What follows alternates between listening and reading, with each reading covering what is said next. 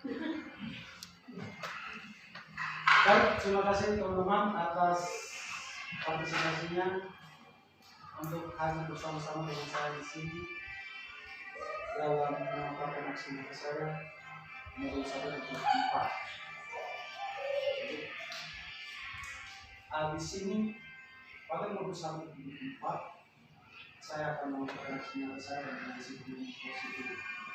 Makna disiplin positif yang digunakan oleh Theodor maupun pidana dosen, di mana kedua pakar ini mengartikan disiplin sebagai bentuk kontrol diri, yaitu belajar untuk mengontrol diri agar dapat mencapai suatu tujuan mulia. Tujuan mulia di sini mengacu pada nilai-nilai atau prinsip-prinsip mulia yang dianut seseorang. Kita namakan nilai-nilai tersebut sebagai nilai kebajikan yang universal. Poin yang pertama ada disiplin positif dan nilai-nilai kebajikan universal. Psikiater dan pendidik Dr. William Glasser dalam kontrol kemudian hari berkembang dan dinamakan choice theory, meluruskan beberapa miskonsepsi tentang makna kontrol. Yang pertama, ilusi guru mengontrol murid. Pada dasarnya kita tidak dapat memaksa murid untuk berbuat sesuatu jika murid tersebut memilih untuk tidak melakukannya. Yang kedua, ilusi bahwa semua penguatan positif efektif dan bermanfaat. Penguatan positif atau bujukan adalah bentuk-bentuk kontrol. Segala usaha untuk mempengaruhi murid-murid agar mengulangi suatu perilaku tertentu adalah suatu usaha untuk mengontrol murid tersebut. Yang berikut, ilusi bahwa kritik dan membuat orang merasa bersalah dapat menguatkan karakter. Menggunakan kritik dan rasa bersalah untuk mengontrol murid menuju pada identitas gagal.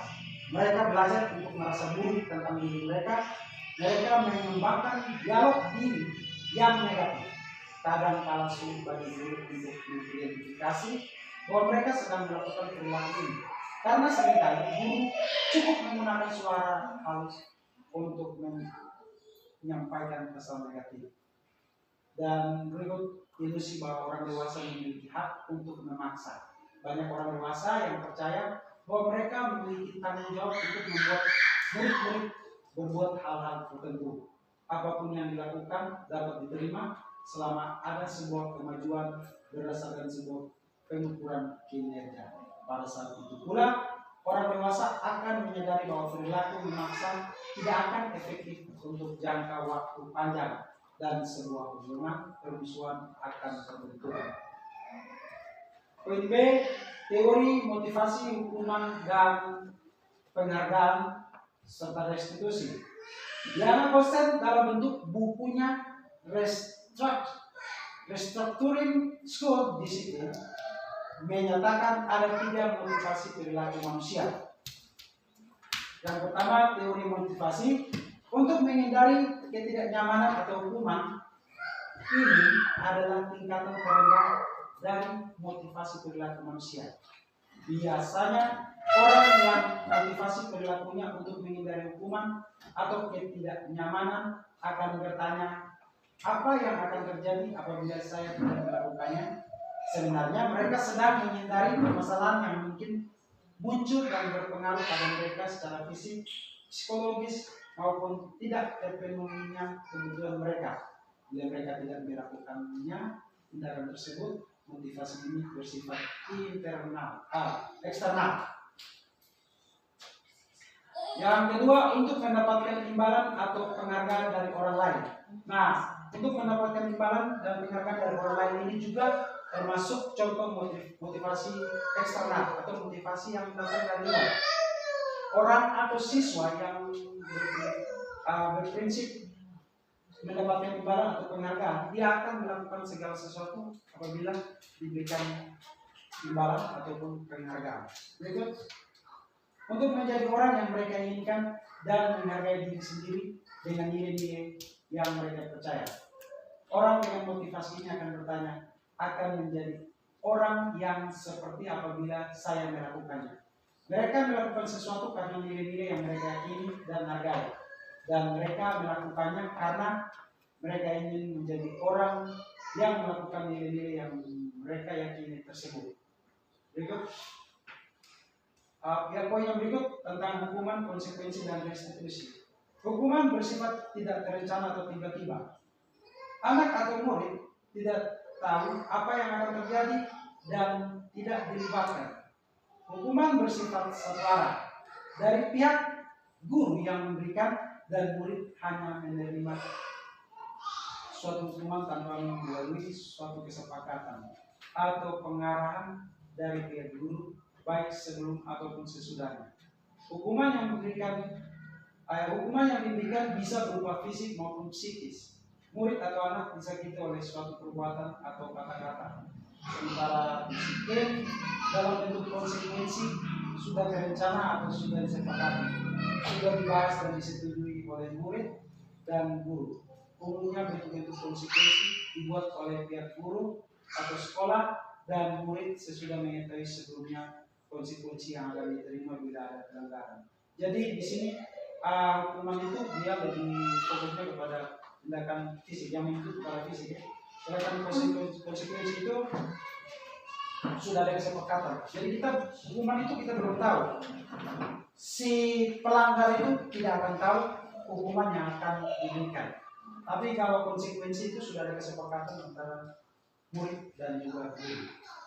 Berikut, restitusi adalah proses menciptakan kondisi bagi murid untuk memperbaiki kesalahan mereka, sehingga mereka bisa kembali pada kelompok mereka dengan karakter yang lebih kuat.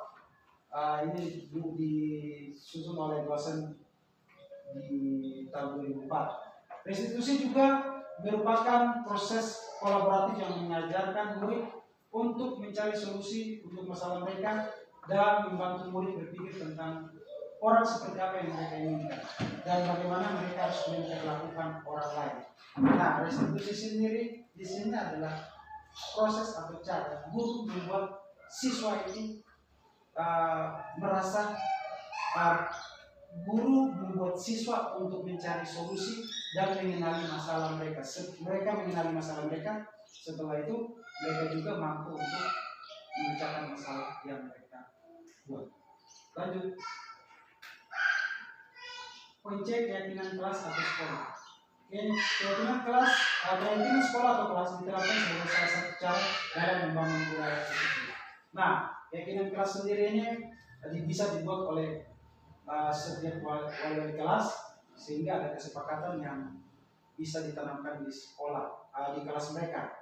Nah, keyakinan kelas sendiri dibuat agar siswa itu mampu menghindari kesalahan-kesalahan yang terjadi atau yang sering terjadi atau yang sering mereka lakukan.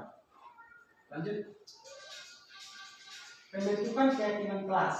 Nah, untuk membentuk keyakinan kelas, yang pertama bersifat lebih abstrak daripada peraturan yang lebih rinci dan konkret.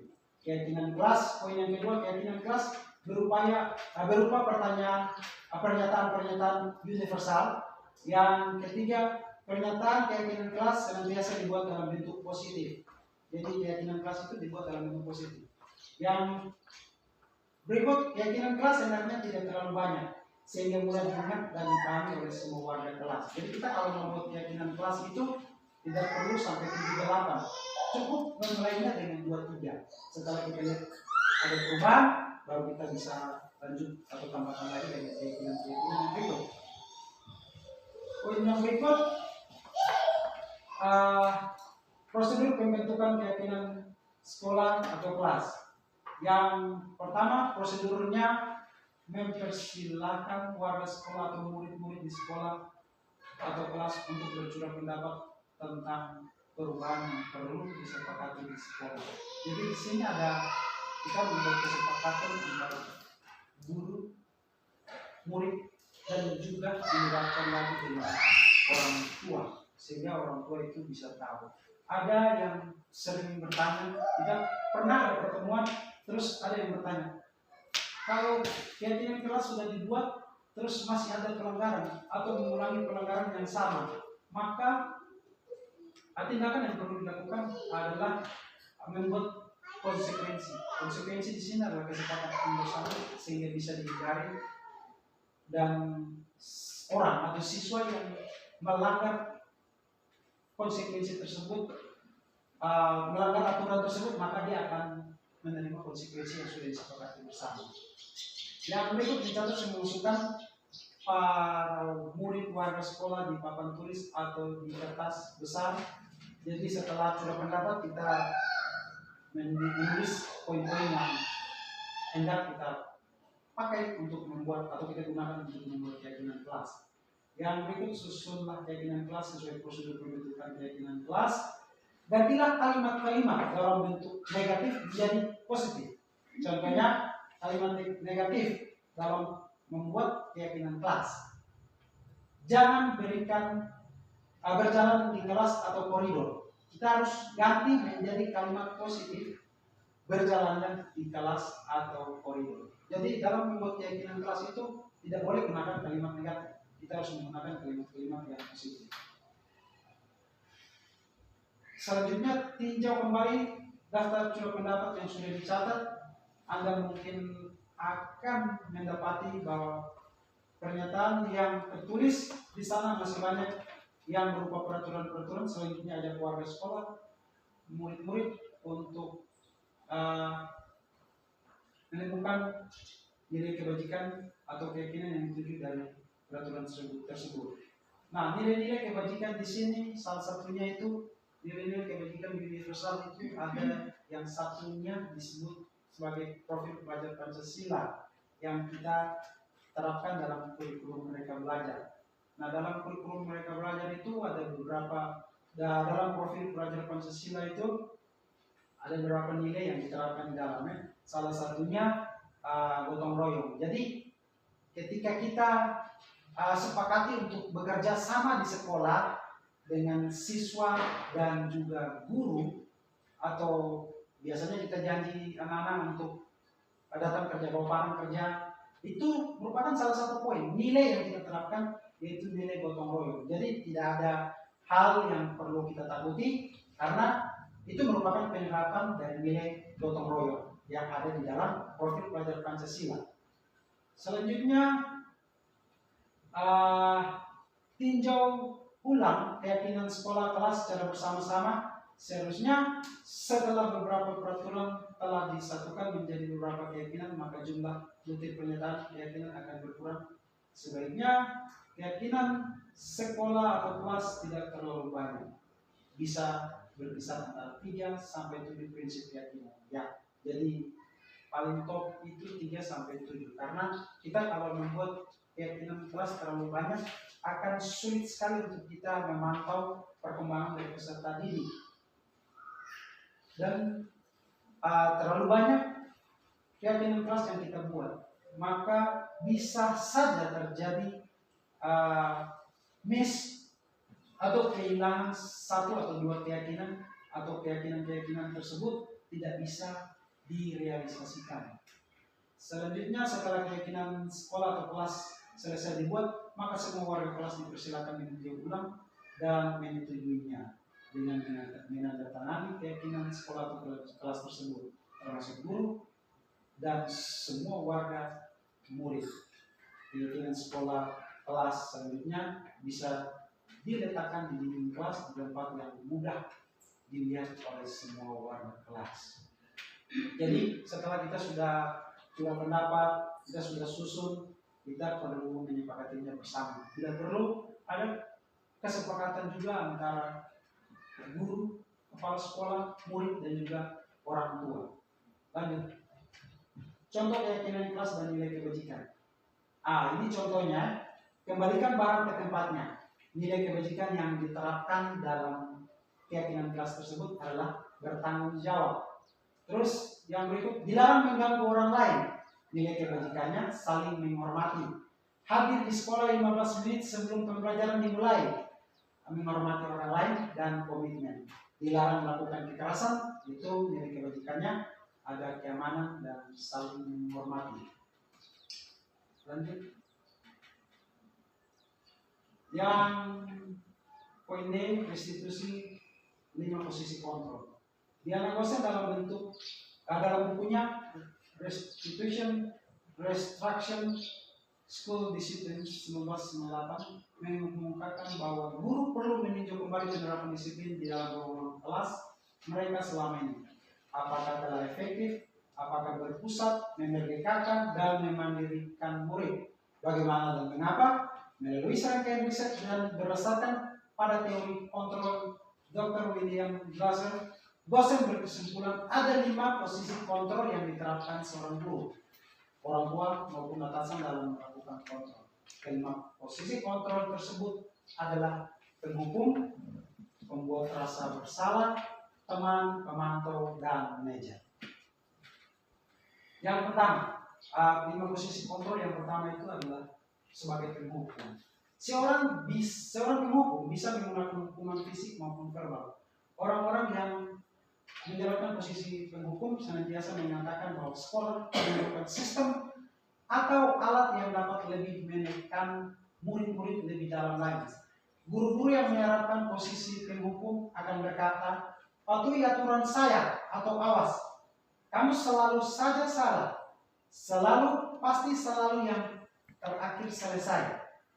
Guru seperti ini senantiasa percaya hanya ada satu cara agar pembelajaran bisa berhasil, yaitu caranya dia. Penghukum di sini dia gestur dan intonasinya ada nada suara tinggi, bahasa tubuh, mata melotot, dan jari menunjuk menghardik. Terlambat lagi, pasti terlambat lagi. Selalu datang terlambat. Kapan bisa datang tepat waktu? Tanyakan kepada diri Anda. Bagaimana perasaan murid bila guru berbicara seperti itu pada saat muridnya datang terlambat? Hasilnya, ketika guru berkata seperti itu, hasilnya kemungkinan murid marah dan menendang atau bersifat agresif. Bisa jadi sesudah kembali duduk, murid tersebut akan mencuri-curi bukunya atau meja tulisnya. Lebih buruk lagi, sepulang sekolah murid melihat motor atau mobil bapak ibu guru dan akan menggores kendaraan tersebut dengan api. Selanjutnya, pembuat merasa bersalah.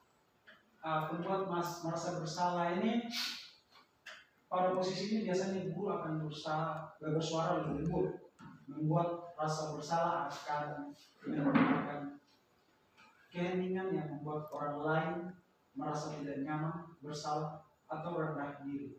Kata-kata yang keluar dengan lembut akan seperti, ibu sangat kecewa sekali dengan kamu. Berapa kali bapak harus memberitahu kamu ya? Gimana coba kalau orang tua kamu tahu kamu berbuat begini? Di posisi ini, murid akan memiliki penilaian diri yang buruk tentang diri mereka. Jadi ketika kita membuat diri siswa tersebut merasa bahwa mereka bersalah, orang akan menilai bahwa diri mereka itu buruk. Murid merasa tidak berharga dan telah mengecewakan orang-orang disayangnya. Membuat merasa bersalah, baik gestur maupun intonasinya itu ada nada suara memelas, halus sedih, bahasa tubuhnya merapat pada anak, lesu. Contohnya, adik, kamu ini bagaimana ya? Dan seterusnya.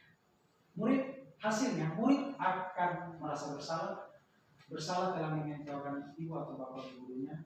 Murid akan merasa menjadi orang yang gagal dan tidak sanggup membahagiakan orang lain. Lanjut. 5 posisi kontrol yang berikut adalah teman. Pada posisi ini, guru tidak akan menyakiti murid, namun akan tetap berupaya mengontrol murid melalui persuasi. Posisi teman pada guru bisa negatif atau positif. Positif di sini berupa hubungan baik yang terjalin antara guru dan murid. Guru di posisi teman menggunakan hubungan baik dan humor untuk mempengaruhi seseorang. Mereka akan berkata, ayo bantulah, lebih bapak ya. Ayo ingat, tidak bantuan bapak selama ini. Ya sudah, kali ini tidak apa-apa, nanti ibu bantu bereskan. Hal negatif dari posisi teman adalah bila suatu saat guru tersebut tidak membantu murid. maka mereka akan kecewa. Jadi guru sebagai teman itu bisa menyatakan hal positif dan juga negatif. Ketika guru tidak membantu mereka, tidak memberikan perhatian kepada mereka lagi, mereka akan merasa kecewa. Lanjut, sebagai pemantau, memantau berarti mengawas. Pada saat kita mengawasi, kita bertanggung jawab atas perilaku orang-orang yang kita awasi.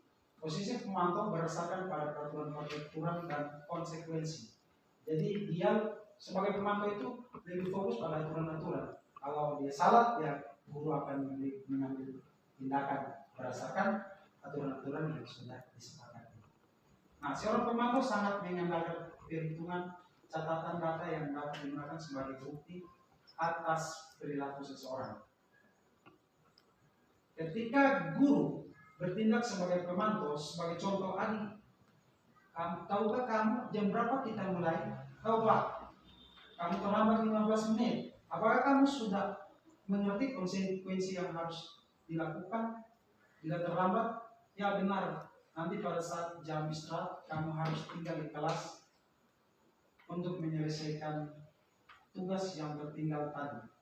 Saya tunggu bagaimana perasaan murid diperlakukan seperti ini. Hasilnya, murid memahami konsekuensi yang harus dijalankan karena telah melanggar salah satu peraturan sekolah. Guru tidak menunjukkan suatu emosi yang berlebihan, menjadi marah atau membuat merasa berbuat salah. Murid tetap dibuat tidak nyaman, yaitu dengan harus tinggal di kelas pada waktu jam istirahat. Jadi sebagai pemantau itu dia lebih fokusnya kepada aturan-aturan. Tapi konsekuensinya harus selaras dengan pelanggaran yang dia buat. Misalnya kalau dia terlambat, ya kalau selaras pasti dengan tidak boleh keluar istirahat.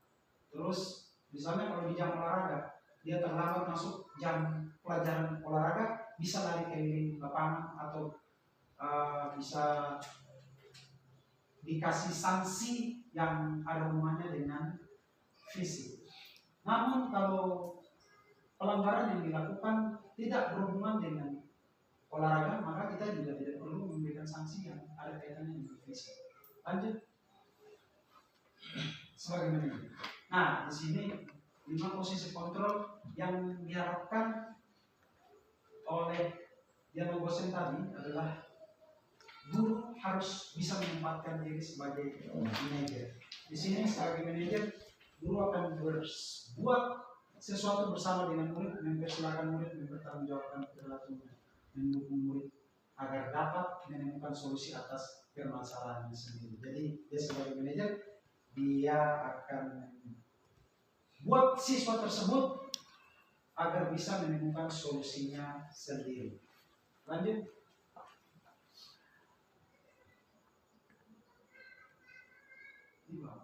Ya. Yang terakhir ada segitiga restitusi. Nah, segitiga restitusi ini ada 3 langkah. Yang pertama menstabilkan identitas. Contohnya berbuat salah itu tidak apa-apa. Tidak ada manusia yang sempurna. Saya juga pernah melakukan kesalahan seperti itu. Nah, segitiga restitusi ini seperti 3 poin yang barusan saya sampaikan itu adalah posisi yang bagian pertama, yaitu menstabilkan identitas. Atau orang biasa bilang kita kasih tenang suasana. Jadi ketika siswa melakukan pelanggaran, kita tidak langsung membentak dia, tapi kita harus mampu menenangkan situasi, membuat dia merasa nyaman. Nah, itulah yang termasuk atau dikatakan sebagai stabilitas identitas. Yang berikut, validasi tindakan. Nah, setelah siswa tersebut sudah merasa nyaman, merasa aman, baru kita lanjut lagi ke validasi tindakan. Nah, validasi tindakan ini contohnya kita bisa bilang, padahal kamu bisa melakukan yang lebih buruk dari ini ya. Kamu pasti punya alasan mengapa melakukan hal itu.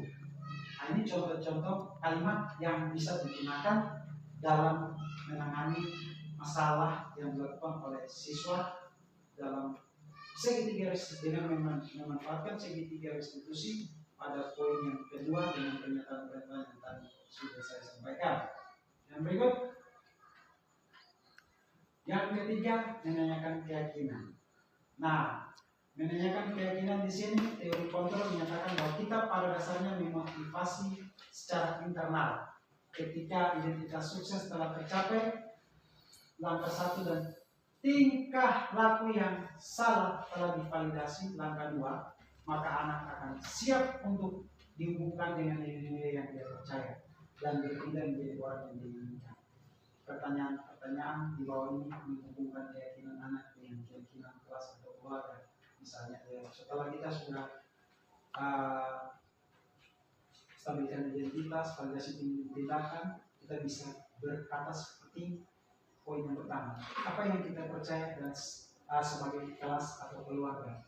Yang kedua, kita bisa bilang apa nilai-nilai umum yang telah kita sepakati. Yang ketiga, apa bayangan kita tentang kelas yang ideal. Dan yang keempat, kamu mau jadi orang yang seperti apa. Nah, ini pertanyaan-pertanyaan yang bisa digunakan pada tingkat yang ketiga, yaitu menanyakan keyakinan. Dan ketika anak mulai sadar dan memberikan respon mereka tentang keyakinan yang sudah kita sepakati bersama, maka anak itu akan termotivasi secara sendiri, karena motivasi intrinsik lebih besar pengaruhnya daripada motivasi ekstrinsik. Yang berikut. Nah, jadi ada beberapa poin yang sudah disampaikan, kiranya bisa memberikan pengaruh yang baik pada Bapak Ibu sekalian, dan kita bisa sama-sama berbagi, bekerja sama untuk menerapkan aksi nyata yang telah saya berikan pada Bapak Ibu. Terima kasih atas kesempatannya dan saya ucapkan shalom. Shalom.